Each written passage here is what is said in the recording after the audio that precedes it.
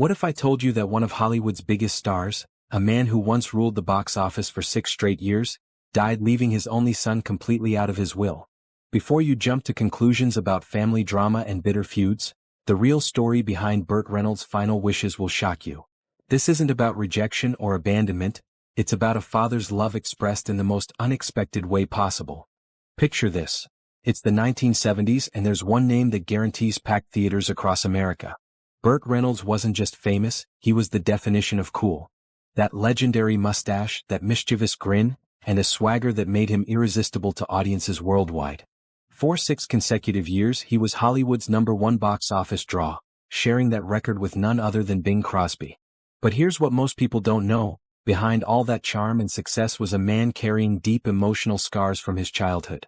And ironically, those very wounds would shape him into the father he desperately wanted to be. Let's go back to the beginning. Burt Reynolds was actually born Burton Leon Reynolds Jr. on February 11, 1936, in Lansing, Michigan, not Georgia like he claimed for years. His father, Burton Sr., was a tough-as-nails police chief who came from that old-school generation where showing emotion was considered weakness. Growing up, young Burt, nicknamed Buddy by locals, craved just one thing from his father: love. But it never came. Years later, appearing on a talk show, Burt would tear up remembering how his father could never say, "I love you." The closest he ever got was when his dad once said, "I'm proud of you." To Burt, that was everything. That was "I love you" in his way, he said through tears.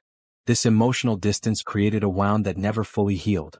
Burt's father even threw him in jail once for 3 days after he got into a fight. When asked what he learned from it, Burt replied, "I learned that he was never going to say, 'I love you, go home.'"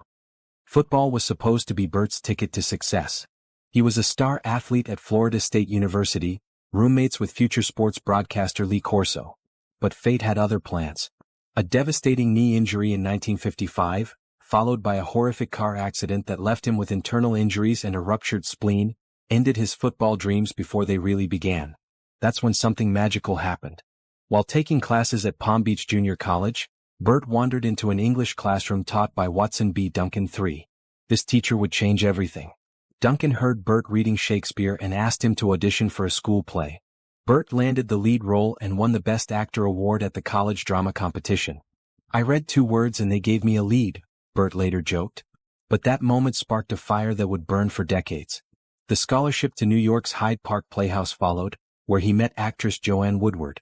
She saw something special in him and helped him find an agent. "I don't think I ever actually saw him perform," she said, "but he had this lovely personality that made you want to help him." Hollywood wasn't easy at first. Burt washed dishes, waited tables, and even jumped through glass on live television for $150. But slowly roles started coming. First on TV shows, then films like Deliverance in 1972, which truly launched his movie career. And then came the magic years. The Longest Yard, Smokey and the Bandit, Semi-Tough, hit after hit after hit.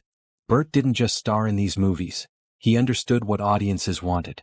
He kept the laughs coming and the action rolling, often doing his own stunts despite the risks. Speaking of risks, those stunts came with a price. During Deliverance, he fell over a waterfall and hurt his tailbone. In The Man Who Loved Cat Dancing, a fight scene gave him a hernia. But the worst injury happened in 1984 during City Heat, when he was hit in the face with a metal chair on the very first day of shooting. This accident caused a painful jaw condition that made it agony to chew or talk. He lost 30 pounds on a liquid diet and, to cope with the pain, doctors prescribed painkillers. What started as medical treatment became a years-long addiction that nearly destroyed him. But through all the fame and struggles, Burt never forgot the pain of his childhood. When he became a father himself, adopting son Quentin with his wife Lonnie Anderson in 1988, he made a promise. This boy would never wonder if his father loved him.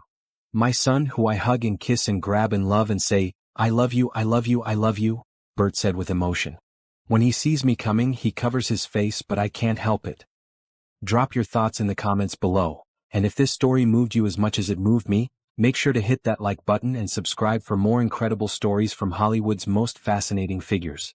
Until next time, keep questioning what you think you know, because the truth is usually far more interesting than the headlines.